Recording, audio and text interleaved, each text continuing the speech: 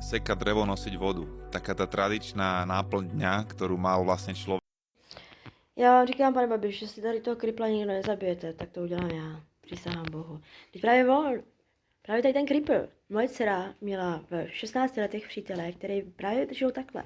Jeho rodina žila takhle spokojeně, v polorozběřeném baráku, která se chodila pro vodu do lesa a sekali tam dříví. A právě on, tady ten kripl, byl ten, co jí stolkoval. Už u pana Kuruce v Krásné Lípě, běžte se tam zeptat, pane prezidente, u pana Kuruce v Krásné Lípě.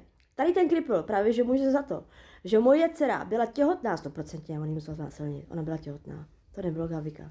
A tady ten kripl dušička, právě jim nabořil všechno. A rozbořil jim rodinu. Jeho maminku, vole, nechal tady, vole, do Vansdorfu, do jeho sekty, aby jí prcal. A jeho rodinu poslal zpátky. Byl to on, to nebyl Babiš. Ty ten kripl, co ty tady meleš, ty kriple? Co ty tady meleš, ty kriple, skurvenej? Tak buď seš nějaký jetpack, ty vole, ty vymrdanče, píčo, nebo seš stará doba, tak co ty seš, ty mrtko? Co ty tady kážeš, ty vyjebanče, ty vole, jaká nová doba, to se jenom dělal ty píčo jedna.